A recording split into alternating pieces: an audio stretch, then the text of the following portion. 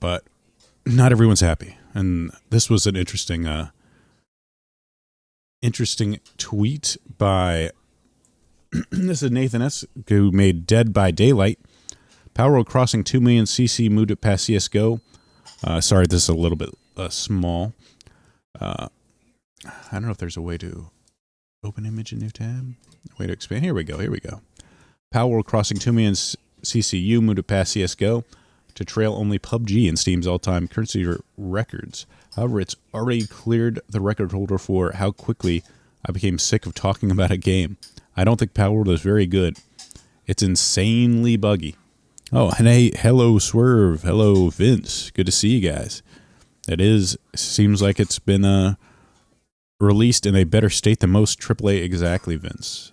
And it definitely has seemed to handle its launch bizarrely for completely unexpected success. It seemed to be doing better than a lot of AAA releases, and I don't quite understand how. It's insanely buggy. The game's most dangerous enemies are random holes in the map. Combat is boring and repetitive. Balance is awful.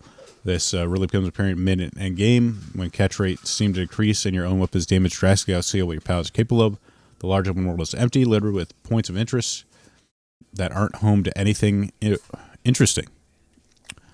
But the combination of two strong loops is powerful stuff. Monster taming is just one more catch. Crafting is just one more building. Resulting in a different amount of just one more. And since I'm weak, I admit I've played a great many hours and beaten all the towers.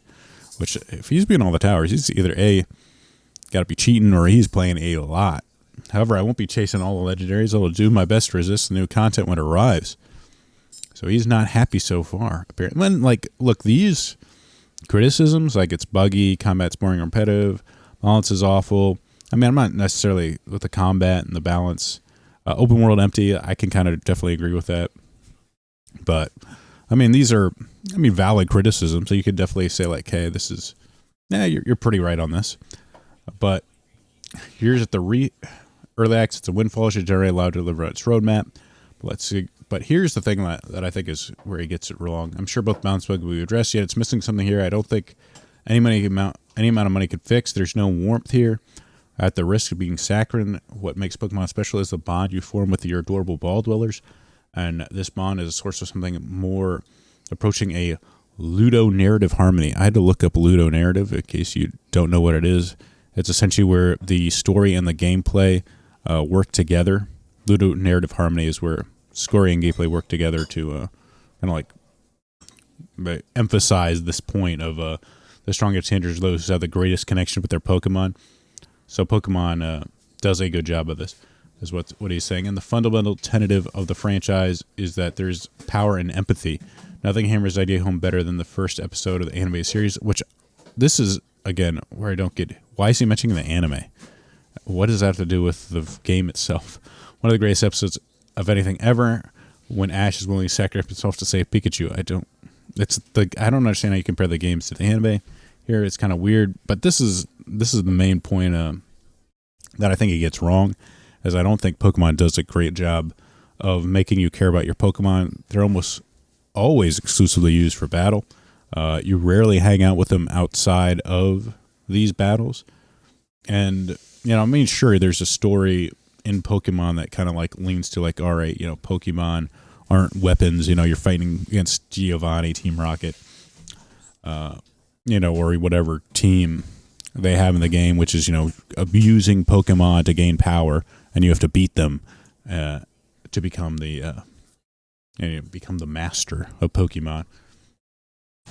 So there is kind of a rejection of the, using Pokemon strictly for your own self-interest. But again, I just don't think the gameplay itself lends it to it, especially compared to Palworld, which you have your pals out, they're in your base, you're living with your pals. I mean, they are doing work for you, and there is a sense of where it's kind of irreverent to the pals. You can butcher them, you can kill pals. So there's that. I mean, it's not super respectful of pals. Treat them as these precious little furry creatures. But I think the gameplay itself makes you care about your pals more than you care about Pokemon with the base system. And the way like they'll complete a task and they'll look at you and they're really happy, like, oh, I did it for you, buddy. Like, thanks. Right? And then you can pet them. So I don't agree with this point. I think he's wrong on that with the warmth part of it. I mean, sure, it does, like I said, have a kind of like a little disrespectful tone towards the let's say the respect for life of the pals, because you can definitely turn them into slave labor, work them hard. So we'll move on. As Case Marshall wrote in the great piece for Polygon, the problem is I don't particularly care about any of my pals. I caught 100 pals. I won't remember a single one. These creatures are just disposable resources and labor. I select a side that remind me of more of slaves in Conan Exile than in Pokemon. Which, I mean, I guess you could take it that way, but the way I think they made the pals and the way they sort of interact with you, like I said, the way they like smile at you when they get a task done, and the way they'll like slack off or get sick, I think you end up caring about the pals a lot. So I don't know what Cass is talking about. I know what this guy's talking about, Mr. Nathan S., who is works for Dead by Daylight, is talking about it. I never got that. I never got that impression. I'm hardly the first to make this point, but the greatest takeaway is that Palworld is a missed opportunity for Game Freak, who has been taking its devoted player base for granted far too long. Hope this serves as a wake-up call, which I definitely agree with. I think the greatest thing for Palworld, especially on the Nintendo side, is that Pokemon wakes up and they actually realize, hey, we actually have some competition now. Maybe we need to step up our game and actually make, a game that would put Palworld to shame. And when these indie developers on a $7 million budget are annihilating, your Pokemon is apparently the biggest franchise of like all time in terms of sales. When they're outdoing you, then something is dramatically wrong, and they should be embarrassed. Frankly, Pokemon should be embarrassed right now that they have been outdone by like nobodies in game development.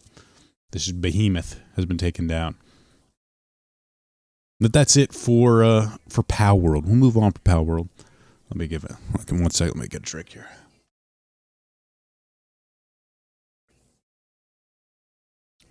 I'll be continuing to cover Palworld news because as long as I'm interested in the game, which hasn't gotten old so far.